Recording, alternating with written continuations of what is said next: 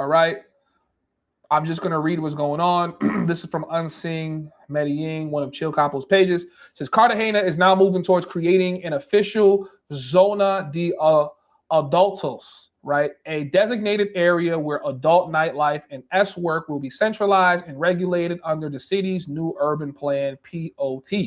Officials say the goal is to bring order to what already exists, reduce activity in tourist and residential areas, and improve safety through control and monitoring. The exact location hasn't been announced yet, and the proposal still needs approval, but it's already sparking heavy debate. Some see it as a necessary move to manage reality, while others argue it could normalize or expand tourism even further, right? At the same time, here's the question many people are asking. If Colombians are so strongly against tourism, why are cities like Cartagena and Medellin continuing to structure, regulate, and ultimately monetize it for their own benefit instead of eliminating it altogether? Is this about solving a problem or controlling profit from it? Interesting. Very, very interesting. La mojigatería, es decir, debe haber una zona de adultos para nosotros, ese es el nombre que le hemos colocado y va a estar exclusivamente determinada o en el nuevo ajuste que se le hará al plan de ordenamiento territorial, que esperamos que en el mes de octubre esté presentado al Consejo Distrital de la ciudad y que antes de terminar este año ya sea una realidad. Es decir, y por lo tanto lo que queremos es reglamentarlo, de que no haya un barrio residencial, que no haya una zona de la ciudad que esté por fuera de esa zona de adultos y pueda funcionar. No, en el momento que aprobemos eso, en el plan de ordenamiento territorial, solo en esa zona que quedará determinada en el plan de ordenamiento territorial podrán funcionar este tipo de negocios. ¿Alcalde, ya se están contemplando algunos sectores? So what is my overall opinion on this? To be honest with you, I can give my whole opinion on this real quick. So my opinion on this is this. I think they're conflicted about how they should go about trying to regulate tourism in Colombia, right? Because if you're going to create a zone, how, which is supposed to be almost like a red light district in itself, how are you then going to deny entry for people who are coming into the country under the guise of tourism? And this is some of the contradictory, just nonsensical shit that I be talking about. We're not going to, go too in on it, but if you create this zone, it has to get monetized. People need to make money. People are going to invest money in creating the zone. This is a project to make money at the end of the day. And Cartagena is really expensive. And I'm almost certain wherever this zone is going to be very close or within the walled city. I'm almost certain that this is where it's going to be. Kari can probably give you guys a better breakdown. Kari, the Box King HQ, the boxologist, the box prophet, he will be able to tell you about this zone inside of Cartagena. So I think it's interesting, right? I'm really curious to see how this plays out.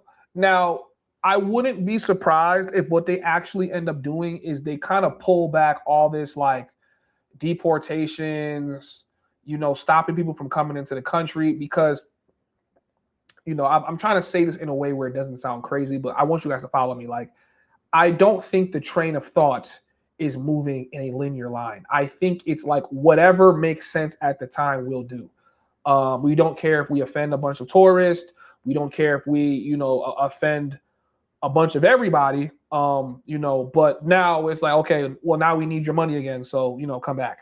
And unfortunately, there is nothing stronger in this world besides pussy. So I'm pretty sure despite everything that's going on, foreigners are still going to come back when like the coast becomes calm. I think this year they're trying to move against it. Next year, they're going to be all for it. So I just think that it's kind of interesting. But I don't think they're going to be able to feed this beast without having foreigners.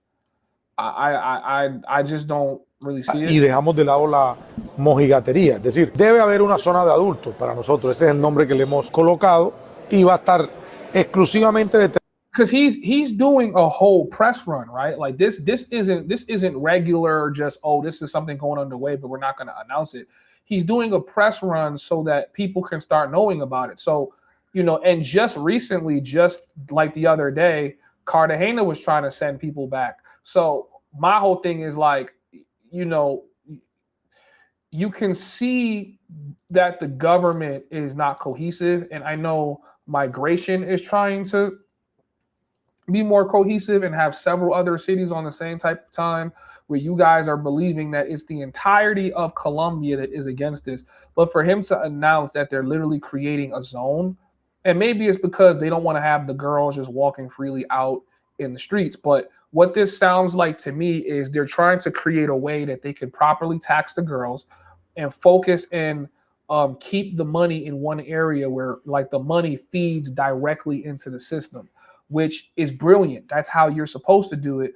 But just like our, Kari, the box king, cannot admit that he has partaken in the education and the prophecy of box, they also are not trying to educate us on, or just be honest and transparent about how the economy of box, boxonomics plays into their economics. So I just think it's interesting to see. You know what I'm saying?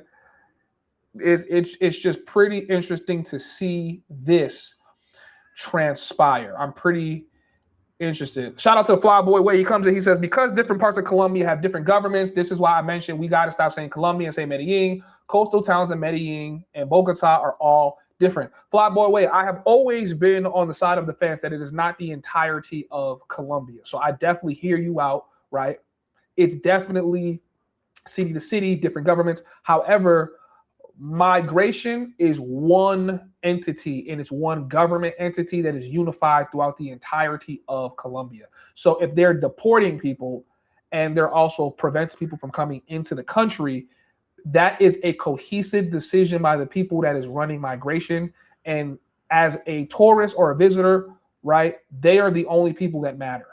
As a foreigner, they are the only people that matter. They matter more than the president and the local politicians, because ultimately they decide if you stay or if you need to leave. So my question is, who goes to war with who if migration keeps the same stance next year and they go, no, we're not going to allow this into the country. However, millions of dollars is going into trying to regulate this. So I think it's pretty interesting.